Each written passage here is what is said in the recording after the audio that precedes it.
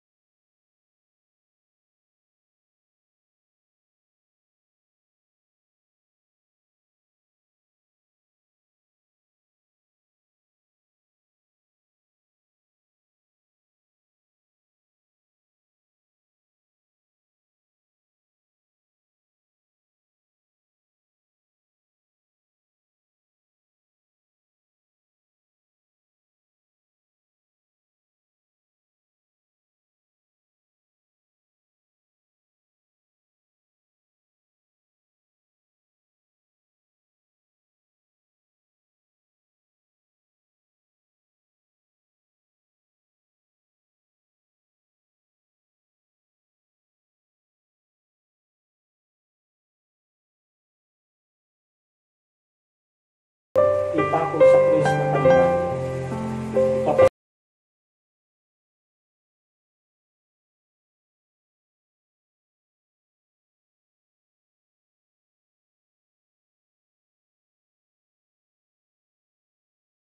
At sa kapangyarihan ng kamatayan.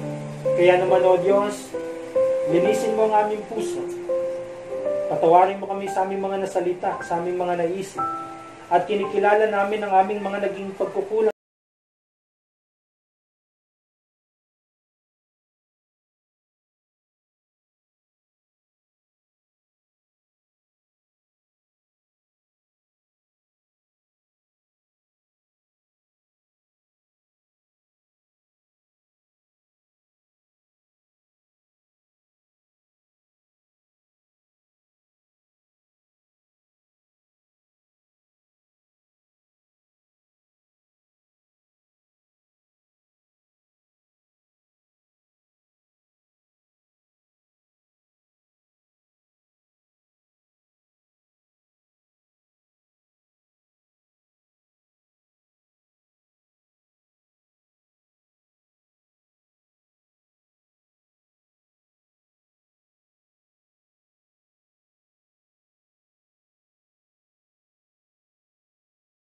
Ang pagkamatay ni Jesus sa krus ng Kalbaryo para sa ikapagpapatawad ng aming mga kasalanan. Dalangin po namin na sa aming pagtanggap sa katawan ni Jesus na bayubay sa krus, patuloy po ninyong paglalabi ng aming mga puso sa pagpupuri sa iyo. Pagpalain mo po ang ostyang ito, ang tinapay na ito, upang ito'y maging pagpapala rin sa amin sa pangalan ni Jesus. Mga kapatid, sapagkat ito ang turo na tinanggap ko mula sa Panginoong Jesus at ibinibigay ko naman sa inyo. Nang gabing siya ipagkanulo, ang Panginoong Jesus ay dumampot ng tinapay, nagpasalamat at pinagpira-pira sa iyo at sinabi, ito ang aking katawan na inihandog para sa inyo. Gawin ninyo ito bilang pag-alaala sa akin. Tanggapin po natin lahat ang tinapay na ito na simbolo ng katawan ng ating Panginoon.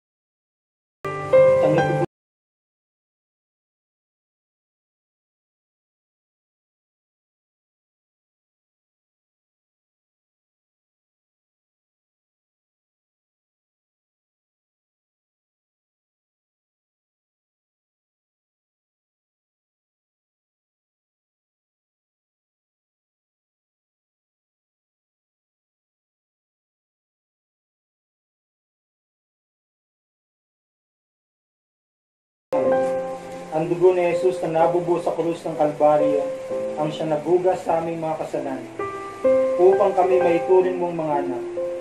Inahandog po namin sa iyo ang aming mga pagsamba at pasasalamat bilang isang haing buhay para sa ikakaluwalhati ng iyong pangalan. Habang patuloy po namin ipinapahayag ang iyong kaharian at ang iyong pagbabalik. Ito ang aming dalangin sa pangalan ni Jesus. Amen.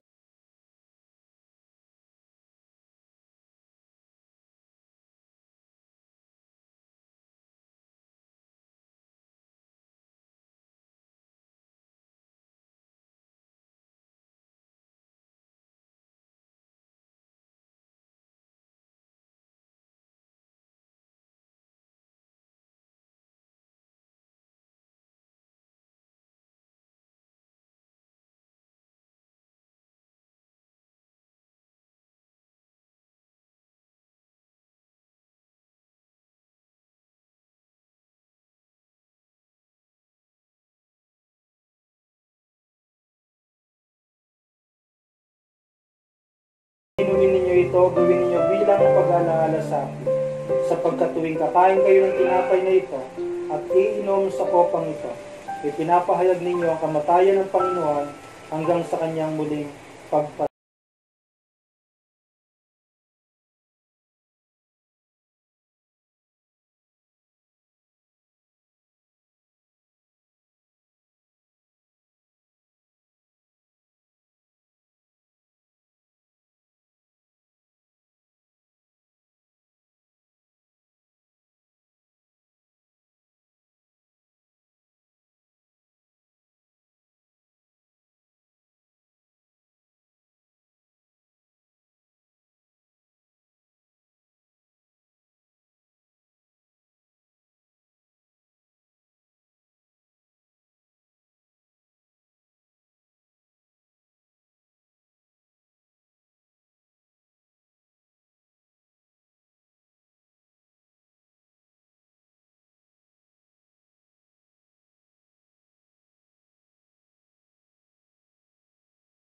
Ito upang maranasan nila yung kaligtasan na galing po sa iyo.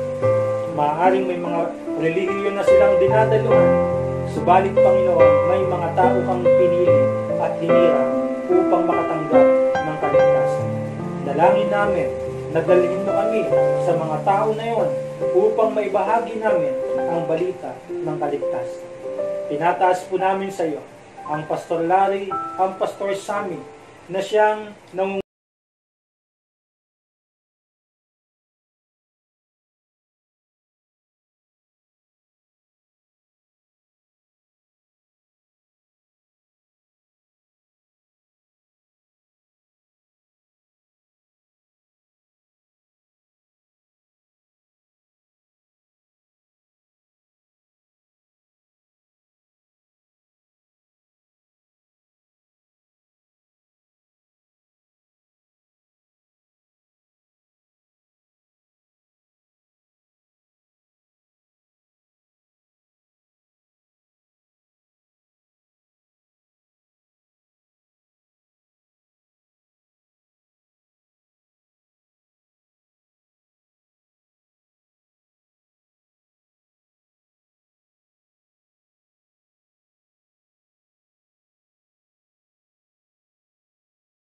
patuloy mo siyang tatagpuin, O Diyos, sa kanyang mga pangangailangan. At bigyan mo ng kagalakan ang 2 lingkod mo na ito sa paglilingkod nila sa lugar na ito. At tulungan mo rin ang aking mga kapatid sa lugar na ito na lumago ang kanilang pananampalataya. Gamitin mo, Panginoon Diyos, yung araw na gagawin namin ang prayer meeting upang lalo kaming maging matibay sa pananampalataya. At ang araw ng linggo na gawa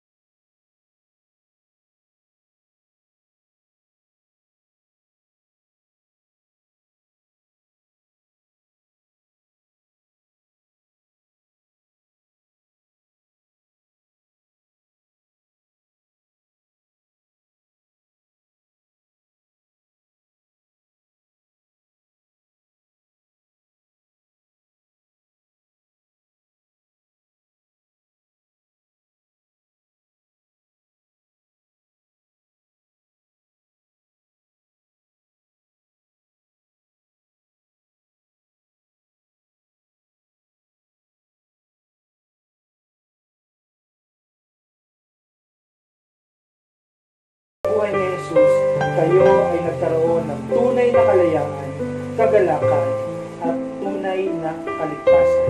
Kayo ay may katiyakan ng buhay na walang hanggan. Bagamat tayo ay mamamatay, subalit meron tayong buhay na walang hanggan sa pamamagitan ng ating Panginoong Jesucristo. Pagliwanagin kayo ng Panginoon, maging buhay kayong patotoo, patatagin ang inyong pananampalataya upang ang gawain sa lugar na ito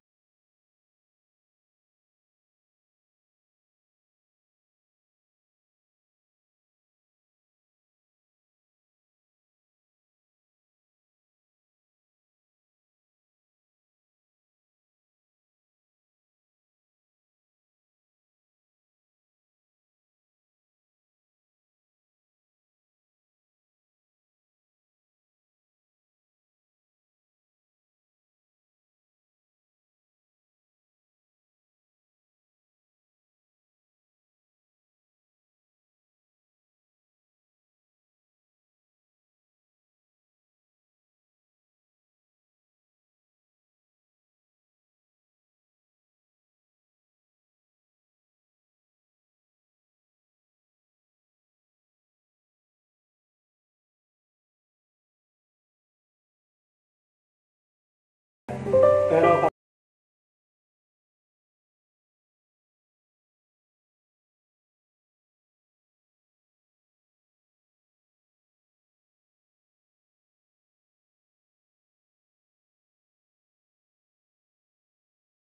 lalago yung gawain natin sa lugar na ito. Subalit kung watak-watak tayo, huwag tayo mag-expect na lalago yung gawain. Kaya magbigkisin tayo ng pag-ibig ni Jesus. Amen? Magpalakasan kayo sa isa't isa. Pagpalain tayo ng Panginoon, tapos na yung ating gawain. God bless po. God bless.